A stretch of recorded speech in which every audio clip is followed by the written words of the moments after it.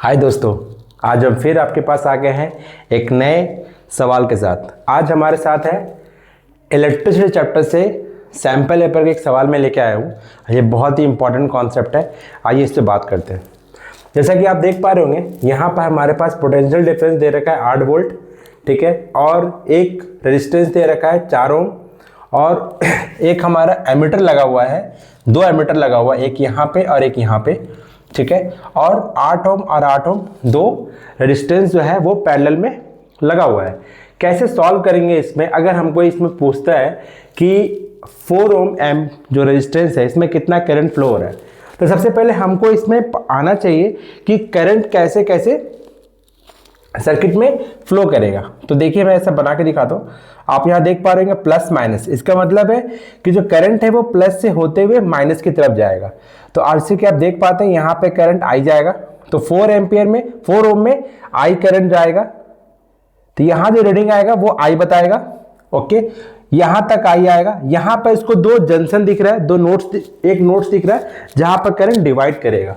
तो यहाँ पे करंट का वैल्यू हो जाएगा I1 और यहाँ हो जाएगा I2। वापस यहाँ पे I1 आएगा, यहाँ भी I2 आएगा और यहाँ भी I आएगा। तो जैसे कि क्वेश्चन ने पूछ रखा था कि A1 और A2 ये 2 एमीटर है, A1 एंड A2 2 एमीटर्स। जैसा कि आप जानते होंगे एमीटर का क्या काम है।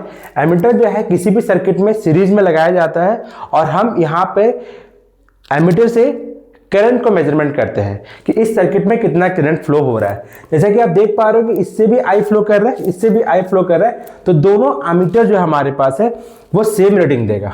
तो 2 एमीटर्स गिव सेम रीडिंग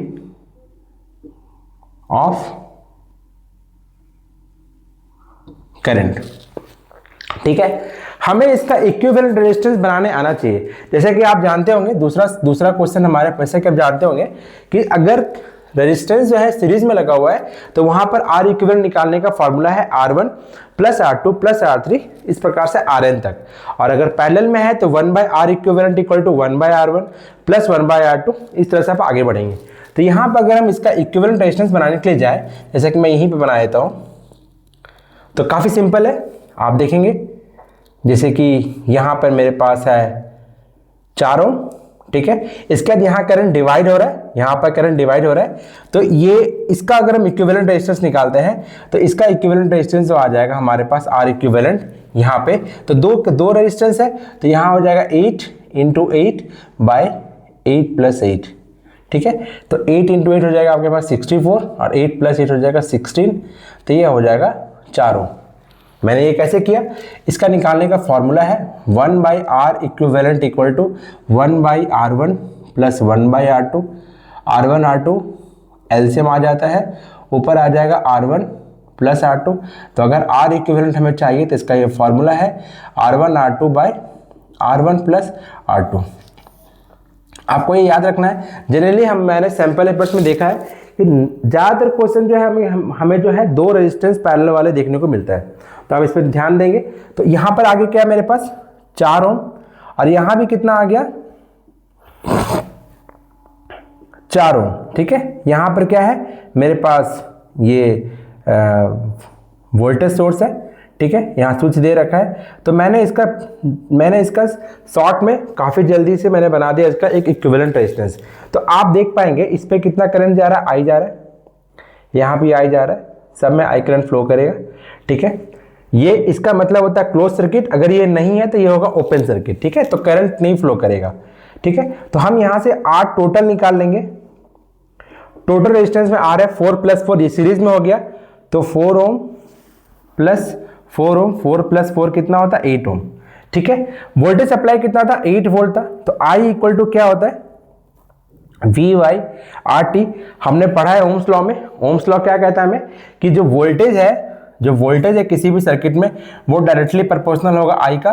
तो जैसे ही प्रोपोर्शनल हटेगा तो एक कांस्टेंट आता है जिसको हम रेजिस्टेंस कहते हैं,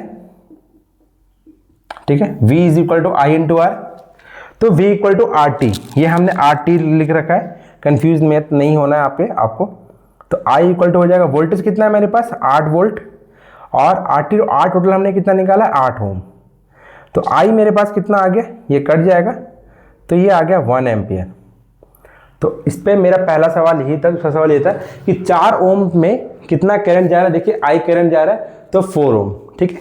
अगर कभी कभी ऐसा भी सवाल आता है कि हमसे पूछ रहा होता है कि यहाँ वोल्टेज सप्लाई कितना जाएगा। आप देखिए यहाँ 8 वोल्ट है, तो यहाँ पर हमने पढ़ा है कि सीरीज में जो होगा वोल्टेज जो होता है वो डिवाइड करता है, ठीक है, वेरी सिंपल।